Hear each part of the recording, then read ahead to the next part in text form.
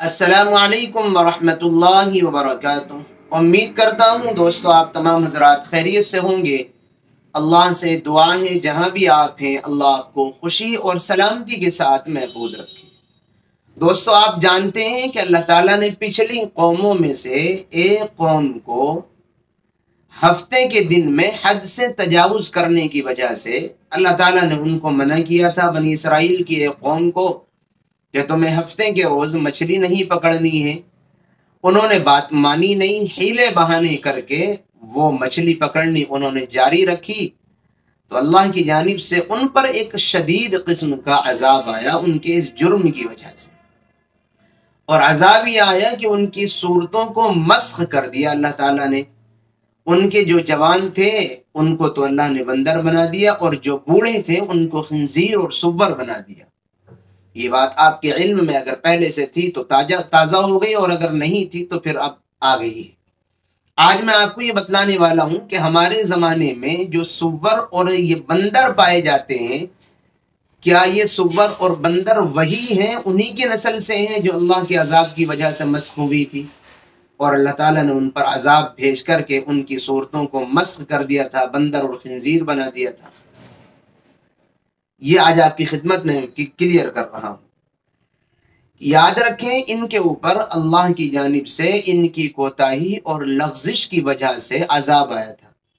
ان کا گناہ یہ تھا کہ اللہ نے منع کیا تھا بھئی تمہیں ہفتے کے روز مچھلی نہیں پکڑنی، یہ باز نہیں آئے، حیلہ بہانہ کر کے یہ بعد میں انہوں نے اس کام کو جاری رکھا کہ نہیں ہم تو ایسا کر رہے ہیں اور ویسا کر رہے ہیں، تو اللہ نے ان کو عذاب بھیجا ہے۔ اور اللہ تعالیٰ جس قوم پر عذاب بھیجتا ہے ان کی صورتوں کو مسخ کر دیتا ہے، تو وہ مخلوق اور وہ قومیں اور وہ عذاب شدہ لوگ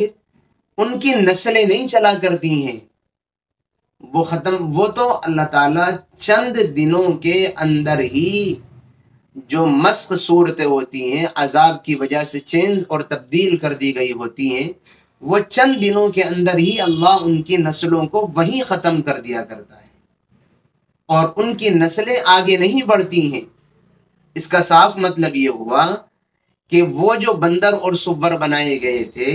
اور آج جو سور اور بندر پائے جاتے ہیں، ان بندر اور سور کا ان بنائے ہوئے عذاب کی وجہ سے بندر اور سوروں سے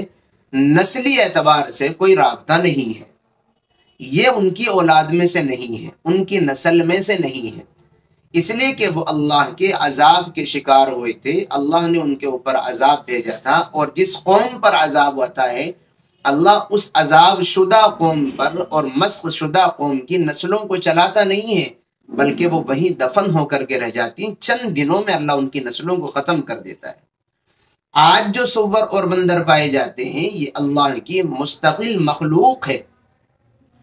اللہ تعالیٰ نے اس مخلوق کو دوسری تمام مخلوق کی طرح الگ سے پیدا کیا ہے، یہ اللہ کی کارخانے قدرت کا نمونہ ہے، اور اللہ تعالیٰ نے اس مخلوق کو اپنی کارگری اور اپنی قدرت سے الگ سے پیدا کیا ہے، یہ مسخ شدہ نہیں ہے۔ اس لیے بہت سارے لوگوں کے ذہن میں یہ سوال آتا ہے کہ شاید یہ وہی ہیں جن کے اوپر عذاب آیا تھا۔ نہیں، ایسا نہیں ہے، وہ تو وہیں ختم ہو گئی ان کی نسلیں۔ یہ جو آج سور اور بندر موجود ہیں یہ اللہ کی مستقل مخلوق ہیں، اللہ تعالیٰ نے ان کو پیدا کیا ہے مستقل طور پر۔ اب یہ جہاں تک بات ہے کہ اللہ تعالیٰ نے خنزیر جیسی بدترین اور بری مخلوق کو کیوں پیدا کیا ہے، بھائی اللہ خالق ہے، اللہ جانتا ہے، اللہ حکمتوں والا بھی ہے اور حاکم بھی ہے۔ اللہ کی پیش نظر جو چیزیں ہوتی ہیں ہم انسان چھوٹی سی عقل رکھنے والا کیسے سمجھ سکتا ہے ان چیزوں کو؟ اللہ تعالیٰ نے قرآن کریم میں ارشاد فرمایا ربنا ما خلقت هذا باطلا، کسی چیز کو اللہ بیکار پیدا نہیں کرتا، اس کے فائدے ہوتے ہیں، وہ الگ بات ہے، ہماری چھوٹی سی عقل ان فائدوں کو نہ محسوس کر پائے، اس لیے کہ ہمارے پاس عقل ہی کتنی بڑی ہے۔ اللہ کے یہاں اللہ حاکم بھی ہے، حکمت والا بھی ہے، اس نے حاکم ہونے کے ساتھ ساتھ اپنی حکمت کی وجہ سے یہ سارا پلان بنایا ہے، اور دوبارہ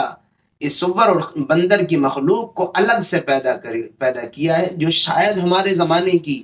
اور لوگوں کی بہت ساری بیماریوں اور بہت ساری پریشانیوں کا علاج بھی ہو، اگرچہ ہم وہاں تک نہ پہنچ پا رہے۔ اس لیے یہ بات تو کلیئر ہو گئی کہ یہ ان کی نسل میں سے نہیں ہے، اللہ کی مستقل مخلوق ہے۔ میں امید کرتا ہوں کہ آپ کو اپنی بات سمجھا پایا ہوں۔ دعاؤں کی درخواستیں ہیں، پھر ملیں گے انشاءاللہ کسی نئی اور اچھی ویڈیو کے ساتھ۔ السلام علیکم ورحمۃ اللہ وبرکاتہ۔